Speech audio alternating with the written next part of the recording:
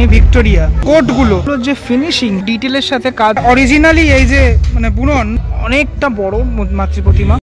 দমদম তরুণ দলের যে মণ্ডপ সেটা কিভাবে সাজলো সেটা আমার এই ভিডিওতে থাকবে। তোমাদেরকে একটু বলি, দমদম তরুণ দলে আমি লাস্ট প্রিপারেশনেই ম্যাক্সিমামটা দেখিয়ে দিয়েছিলাম, ঠিক আছে। এখানে নীল বিদ্রোহ এবং মসলিন এই দুটোকে নিয়ে কাজ করা হয়েছে। ছোট ছোট জিনিস অনেক সুন্দরভাবে এখানে দেখানো হয়েছে, যে পা এবং বুটের যে অংশটা লেখা রয়েছে নীল বিদ্রোহের সাল, যে মসলিন, সব মসলিন পরে রয়েছেন, সব ব্যাপারগুলো এখানে টোটাল লেখা রয়েছে। 1789 সালে ঢাকায় থাকাকালীন শিল্পী ফ্রান্সিসকো রোনাল্ডির তেল রঙে আঁকা মসলিন পরিহিতা বাঙালি মহিলার ছবি, সেই জিনিসগুলো তুলে ধরা হয়েছে।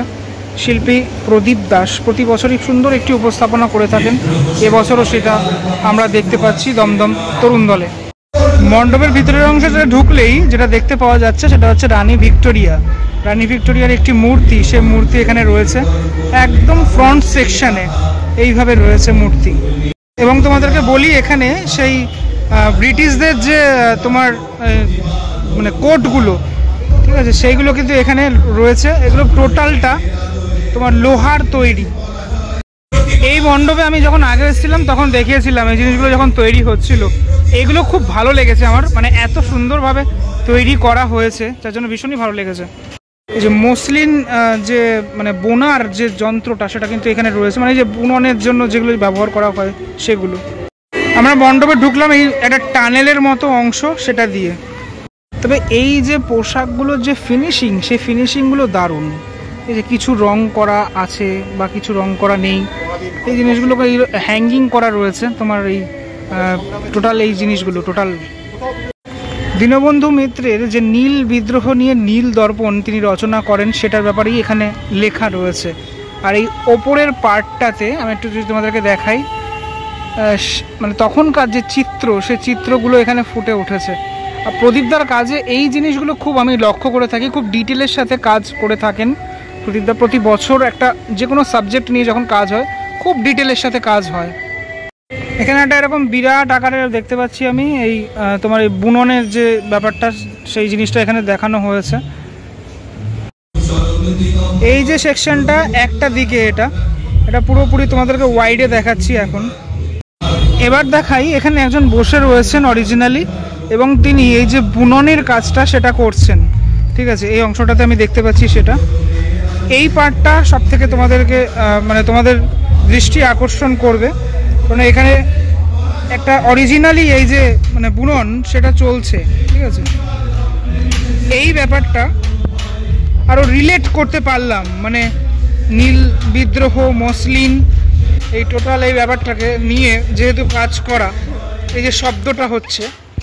আমি রিসেন্টলি অনেকবার শান্তিপুরে গিয়েছিলাম, ওখানে যে তাঁত বনে সেটা আমি দেখেছিলাম, যেখানে তাঁত বোনার যন্ত্র রয়েছে। যাই হোক, এইটা আমি দেখলাম এখানে।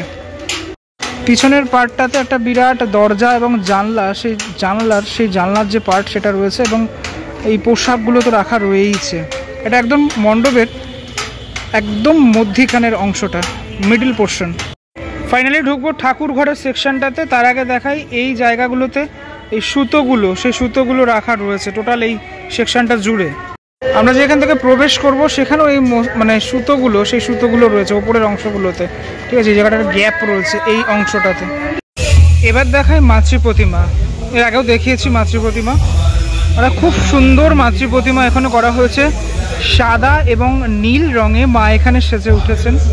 খুব সুন্দর একটা মূর্তি মায়ের, মানে এটা বলার কোনো অপেক্ষা রাখে না, মানে অনেকটা বড় মাতৃ প্রতিমা। এবং মায়ের মুকুটের অংশ থেকে শুরু করে পুরো এই যে মানে এই অংশটা, টোটাল এই অংশগুলো খুব সুন্দর করে সাজানো। লক্ষ্মী গণেশ, কার্তিক সরস্বতী পিছনে যে অংশটাতে রয়েছেন, এই যে লক্ষ্মী গণেশ কার্তিক সরস্বতীর অবস্থানটা রয়েছে এখানে। এবং এখানে দেখাই তোমাদের এই যে অসুর আর সিংহ, এই যে যুদ্ধ, সেই যুদ্ধ হচ্ছে এবং তাতে পরাজিত হয়েছে অসুর, সেই জিনিসটা দেখানো হচ্ছে। এবং এখানেও এই যে বুননের যে ব্যাপারটা সেটা রয়েছে। মায়ের সামনের যে দুটো হাত, সেই দুটো হাতে এই মেশিনটা রয়েছে। ঠাকুরঘরের এই সাইডটাতেও এই বুননের যে যন্ত্র, সেই যন্ত্র ব্যবহার হয়েছে এবং ওই সাইডেও ব্যবহার হয়েছে। পুরো টোটাল অংশটা জুড়ে এই সুন্দর যে প্রতিমা, সেই প্রতিমা এখন একদম মানে ফাইনাল যে লুকটা সেটা তোমরা দেখলে। শুধু এই অংশটাই আমি যদি একটু ওয়াইডলি দেখাই হালকা করে, তাহলে ব্যাপারটা খানিকটা এরকমটা, ঠিক আছে? মানে পুরো টোটালটা এটা। মায়ের মুখটা কেমন লাগলো কমেন্ট করে আমাকে অবশ্যই জানিও। কিন্তু মানে এই যে সেকশানে টোটাল এই ব্যাপারটা করা হয়েছে, পুরো মানে একদম ক্লিয়ার একটা জিনিস সেটা আমরা দেখতে পেলাম। ওপরের অংশগুলো তো এই বুননের যে চিত্রগুলো সেটা ধরা পড়েছে। টোটাল মণ্ডপে এই নীল বিদ্রোহ এবং মসলিন টোটাল বিষয়টাই আমি লক্ষ্য করলাম। মণ্ডপের এক্সিট গেটে এরকম এই যে তোমার একটা লেখা রয়েছে, বিশাল একটা লেখা এই জায়গাটাতে রয়েছে। প্রদীপদার কাজে আমরা এই ডিটেলগুলো পাই বলেই সত্যি আমার খুব ভালো লাগে। এই ভিডিওটার মাধ্যমে দমদম তরুণ দলের ফার্স্ট যে মানে তোমরা পুজোর আগে যে আসবে সেই লুকটা তোমাদেরকে দেখানোর চেষ্টা করলাম। পুরোপুরি সেজে উঠেছে মণ্ডপ, আবহাওয়াটাও বেশ সুন্দর। কেমন লাগলো ভিডিওটা সেটা আমাকে জানিও। এই মুহূর্তে বৃষ্টি পড়ছে, বৃষ্টিটা যেন পুজোর মধ্যে না পড়ে সেটাই মায়ের কাছে প্রার্থনা। পরবর্তী ব্লগে দেখা হচ্ছে খুব শিগগিরই। ততক্ষণের জন্য বিরতি নেবো। ভালো থাকো সবাই, টাটা।